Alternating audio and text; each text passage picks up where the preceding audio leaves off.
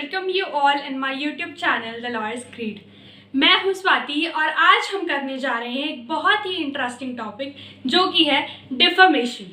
आज की वीडियो में हम समझेंगे डिफेमेशन क्या होता है, क्या पनिशमेंट्स है, क्या चीज़ें डिफेमेशन होती हैं, क्या नहीं होती, क्या क्या एक्सेप्शनल केसेस हैं और भी बहुत कुछ। तो चलिए शुरू करते हैं। Defamation means an injury to the reputation of someone resulting from a statement which is false. किसी की रेपुटेशन को, किसी की इमेज को किसी थर्ड पर्सन के सामने खराब करना, वो भी एक गलत स्टेटमेंट देख के, जो सही नहीं है, जो ट्रुथ नहीं है, ऐसा कोई स्टेटमेंट देकर अगर आप किसी की इमेज थर्ड पर्सन के सामने खराब कर रहे हैं तो वो एक डिफेमेशन का केस है। रेप्यूटेशन एक पर्सन की प्रॉपर्टी मानी जाती है।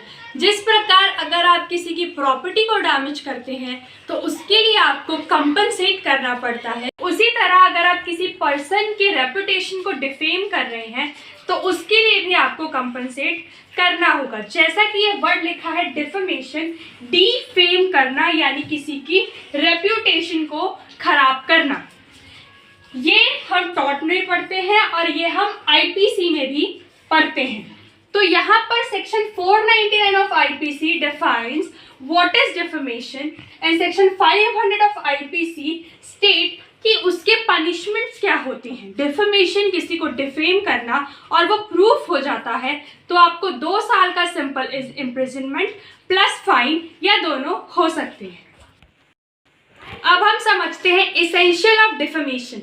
पहला है the statement must be defamatory. एक स्टेटमेंट जो किसी के लिए दी जा रही है वो एक डिफेमेटरी स्टेटमेंट होनी चाहिए। वो एक ऐसी स्टेटमेंट होनी चाहिए कि उससे किसी की इमेज खराब हो। और ये हम कैसे पता करेंगे कि कोई स्टेटमेंट डिफेमेटरी है या नहीं है? तो हम इस तरीके से पता करते हैं कि जो सोसाइटी में लोग रहते हैं, जो राइट थिंकिंग वाले लोग रहते हैं, वो इस सेंटेंस को किस तरीके से ले रहे हैं। क्या उन्हें सुनने में ये चीज़ सही लग रही है या नहीं लग रही है। इसका एक एग्जाम्पल है, मान लीजिए ए ने एक आर्टिकल पब्लिश किया है न्यूज़पेपर में अगेंस्ट बी कि बी एक कंपनी है, उसने 20 लाख का फ्रॉड किया है। इस स्टेटमेंट में कोई सच्चाई नहीं है, ये बिल्कुल ही फॉल्स स्टेटमेंट है। लेकिन जब ये न्यूज़पेपर लोगों तक जाएगा तो उससे बी कंपनी का रेप्यूटेशन जो होगा वो खराब होगा। तो यहाँ पर जो स्टेटमेंट है वो एक डिफेमेटरी स्टेटमेंट है। सेकेंड एसेंशियल है statement must refer to the plaintiff. जो बर्डन ऑफ प्रूफ है ये प्लेंटिफ पर आ जाता है कि उसको ये प्रूफ करना है कि जो स्टेटमेंट दी गई है वो उसी के कंटेक्स्ट में दी गई है और उसी को रेफर करके दी गई है। इसका एक एग्जांपल मैं आपको बताती हूँ। एक बैंक, उसने एक नोटिस जारी किया अपने सभी ब्रांचेस को कि XYZ रेजिडेंस के जो लोग हैं इन्हें आपको लोन नहीं देना है, क्योंकि कोई प्रॉब्लम हुई होगी वहाँ से, वो लोग नहीं कर पाते होंगे लोन का पेबैक, वो लोग नहीं कर पाते होंगे। तो हुआ यूं कि बी एक पर्सन जो कि XYZ रेजिडेंस का रहने वाला था, उसको इस चीज़ से काफ़ी नुकसान हुआ तो उसने डायरेक्ट बैंक से कंपनसेशन क्लेम कर दिया, जबकि यहाँ पर बैंक ने डायरेक्टली बी को पॉइंट आउट करके ये स्टेटमेंट नहीं दी थी। पर फिर भी यहाँ पर उसके कलेक्टिव स्टेटमेंट की वजह से बी को नुकसान हुआ है और बी इसके लिए अपने आप को कंपनसेट करवा।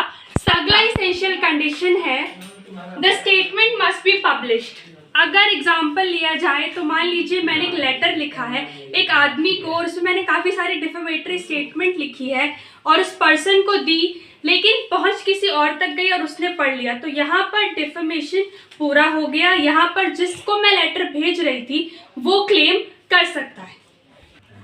डिफेमेशन 2 तरीके का होता है, पहला स्लैंडर, दूसरा लिबल। स्लैंडर मतलब बोलकर, लिबल मतलब एक परमानेंट फॉर्म में। डिफेमेशन के 3 एक्सेप्शंस हैं, पहला ट्रुथ, दूसरा फेयर कमेंट और तीसरा प्रिविलेज। अगर आप किसी के बारे में सच बोल रहे हैं तो वहां पर वो डिफेमेशन क्लेम नहीं कर सकता। सेकंड, अगर आप किसी चीज़ पर अपना फेयर कमेंट दे रहे हैं या ओपिनियन दे रहे हैं जो कि डिफेमेटरी नहीं है तो वहां पर डिफेमेशन नहीं हो सकता। थर्ड है प्रिविलेज। जैसे कोर्ट रूम में अगर आप किसी को गलत प्रूफ करने के लिए कोई डिफेमेटरी स्टेटमेंट दे रहे हैं तो वहां पर भी डिफेमेशन क्लेम नहीं हो सकता। होप करती हूँ आपको मेरी वीडियो अच्छी लगी होगी। अगर अच्छी लगी तो इसे लाइक, सब्सक्राइब और शेयर जरूर